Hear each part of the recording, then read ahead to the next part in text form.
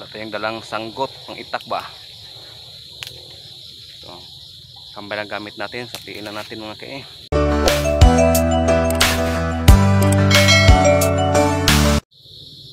So hello kayo, maing hapon. Nata dito sa kahuyan. Kinangwa mataglaw gro na dawa. Hindi ka patatrabaho mga kayo. Hapit pa taog kuhaglaw kay para natay pang daog para ugma sa buntag mga kay. Mo duty na punta mga kay no.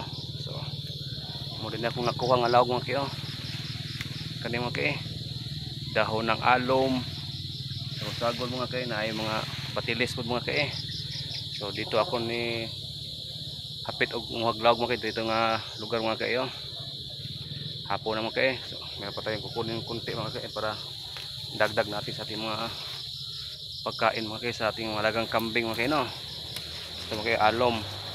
Ito kunin natin nga dahon mga kay alom. Ito kunin natin ito mga kay. Hirap kasi mga kay no. Okay. Wala tayong dalang sanggot pang itak ba. Ito kambay lang gamit natin. Sapiin na natin mga kay. Kasi bukas mga kay maraming gagawin aking paris king asawa. Hindi siya makakaagag kumuha ng mga pagkain ng kambing. So ako ngayon kumuha ko dito ng kunti lang pang bukas na mga kay, pangkain ng bukas ng aking mga kambing. So meron na tayong nakuha mga kay. So pauwi na tayo mga kay. So mga kay buti na lang ito mga kay, meron na tayong pangkain mga kay. Mga kay, uwi na tayo. Ito na ang lawag natin mga kay. Konti lang dala natin para bukas na ito mga kay.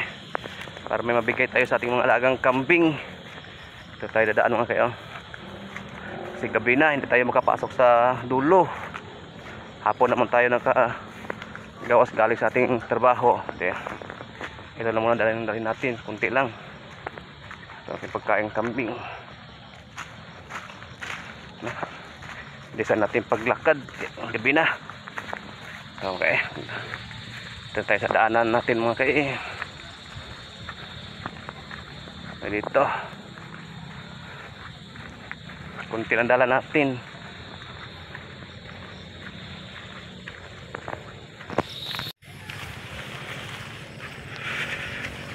Wala nang lapok dito. Kanina umaga lapok ng lapok. Ngayon wala na, uga na. Oo, napailim-aw dahil.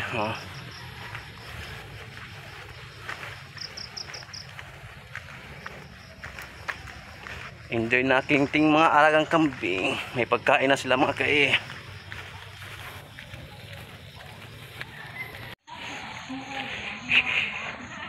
Malapit na tayo abot sa bahay mga kay. Abot na ta sa bahay mga kay. Wala ikaw si Papa. Laog na dala. Kung laog dito. Naabot na ta.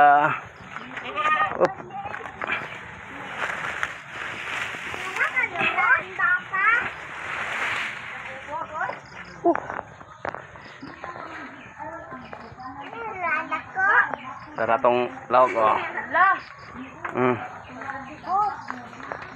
itong mga kanding sa kumain me daw me. Kaya kanina nga ano na sila ubos na lang gilawgan na sa asawa.